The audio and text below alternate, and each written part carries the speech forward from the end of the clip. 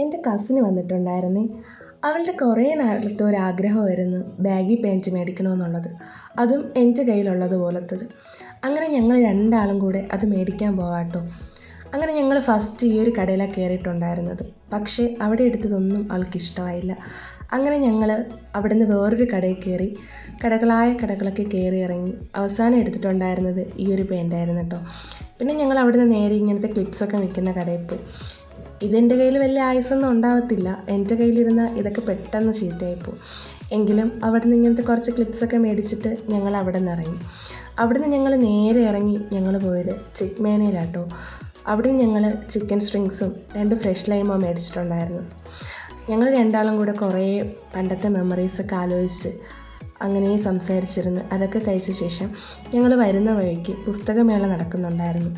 അങ്ങനെ അവിടെ ഇറങ്ങി പുസ്തകമേളയൊക്കെ കാണുമായിരുന്നു. അപ്പോഴാണ് ഈ ഒരു പഴയ സ്റ്റൈലുള്ള സിനിമ തിയേറ്റർ കണ്ടത്. അങ്ങനെ കുറച്ച് നേരം അതൊക്കെ കണ്ടു നിന്നതിന് ശേഷം ബുക്സൊക്കെ നോക്കാൻ വേണ്ടിയിട്ട് പോയി. ഒത്തിരി അധികം ബുക്സ് അവിടെ ഉണ്ടായിരുന്നു, പക്ഷെ ഞങ്ങൾ ഒന്നും മേടിച്ചിട്ടുണ്ടായിരുന്നില്ല കേട്ടോ. പിന്നീട് ഒരു ദിവസം വന്ന് മേടിക്കാമെന്ന് വിചാരിച്ച് ഞങ്ങൾ അവിടെ നിന്ന് ഇറങ്ങി ബാക്കി ബുക്സൊക്കെ നോക്കി കുറച്ച് നിന്ന ശേഷം അവിടെ നിന്ന് ഞങ്ങൾ ഈ ഒരു പേനയൊക്കെ വിൽക്കുന്ന കടയിലോട്ട് പോയി. ഈ ഒരു പേനയൊക്കെ എനിക്ക് ഭയങ്കര ഇഷ്ടമാണ് കേട്ടോ. ഞാൻ എവിടെ കണ്ടാലും പോയി നോക്കും. പിന്നെ ഞങ്ങൾ ഈ സ്വീറ്റ്സൊക്കെ വിൽക്കുന്ന കടയിൽ പോയിട്ട് കുറച്ച് പുളിമുട്ടായി മേടിച്ചിട്ടുണ്ടായിരുന്നു. ഈ ഒരു പാണ്ടയുടെ മുട്ടായി എനിക്ക് ഇഷ്ടമായിട്ടുണ്ടെങ്കിൽ അത് മേടിച്ചില്ല കേട്ടോ.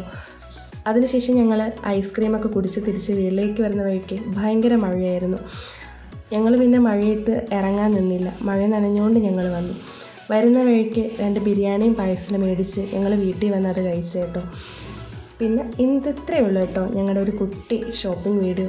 അപ്പോൾ വീഡിയോ ഇഷ്ടപ്പെട്ട എല്ലാവരും ലൈക്കും സബ്സ്ക്രൈബും ചെയ്യത്തില്ലേ. അടുത്ത വീഡിയോയിൽ കാണുന്നത് വരെ എല്ലാവർക്കും ബൈ.